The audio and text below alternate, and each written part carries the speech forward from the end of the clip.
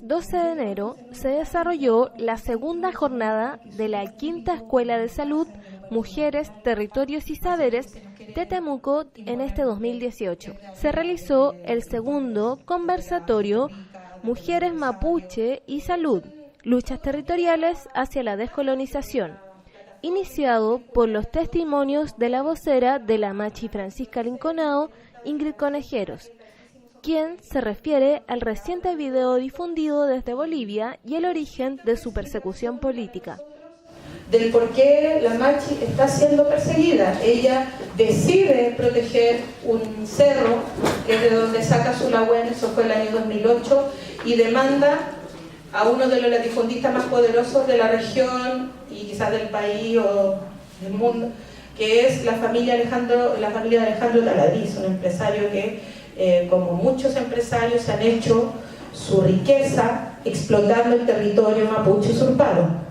Ella invoca un convenio y le gana a Alejandro Taladriz en tribunales, protege un lugar sagrado, protege fuentes de agua que son los menopos y termina ganándose el odio de él y de todos los otros latifundistas, por supuesto. Se hace una apelación a esto y ella gana en la Corte Suprema, entonces se refuerza más aún que está en su derecho el proteger el territorio. Ahora, si nosotros buscamos más allá, ese territorio el cual ella defiende, ese Cerro Rahue, también era territorio de su familia ancestralmente. Cercano a ese lugar estaba la ruca de su abuelo, entonces ese lugar también fue usurpado por parte de estas otras familias. Por eso yo siento que ella está siendo perseguida y ella también cree que obedece a esto, la persecución que ella vive, y por eso también personalmente pienso que ella no va a dejar de ser un objetivo político, que hay un ensañamiento hacia ella.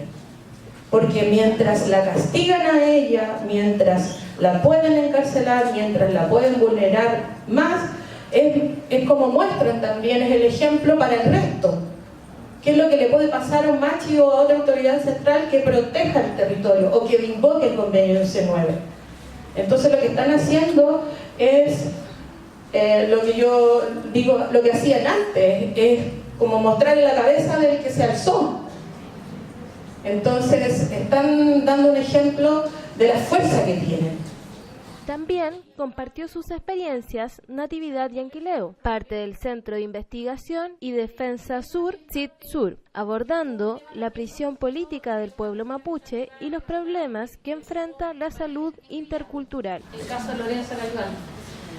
Ella, como me imagino la mayoría tiene conocimiento, le tocó un palito en brilla, simplemente por un tema de seguridad que no fueron capaces los funcionarios de ese hospital de decir que estaba bajo su cuidado. También tiene que ver con temas políticos. Ella es una presa que está precisamente por un caso también por caso mapuche, no es un caso cualquiera. Es la ley 20.584, a quienes les interesa meterse en esto, en su artículo 7 nos señala todo el tema de salud intercultural. Hoy día se hizo una consulta indígena durante todo el año pasado con respecto a saber qué es lo que también querían las comunidades, de qué forma quería que se dieran esta salud intercultural. ¿Ya? Ese reglamento hoy día está pendiente, está en la Contraloría, no se sabe cuándo va a salir, si va a salir o no va a salir, pero fue súper importante en el sentido que se hicieron varias conversaciones y afortunadamente también se valoraron hartas opiniones de las que la gente emitía. Ahora vamos a ver lo que sale de ahí. O sea, en la realidad, hoy día estamos en una realidad que va a pasar con las personas que son indígenas, que están privados de libertad y la cual no aparece incluido dentro de este reglamento. Y todos me dijeron, pero o sea, que si prácticamente no, ¿qué estás hablando? De que esto no tiene nada que ver una cosa con la otra. Gendarmería verá qué hace con los presos o si se le da o no se le da.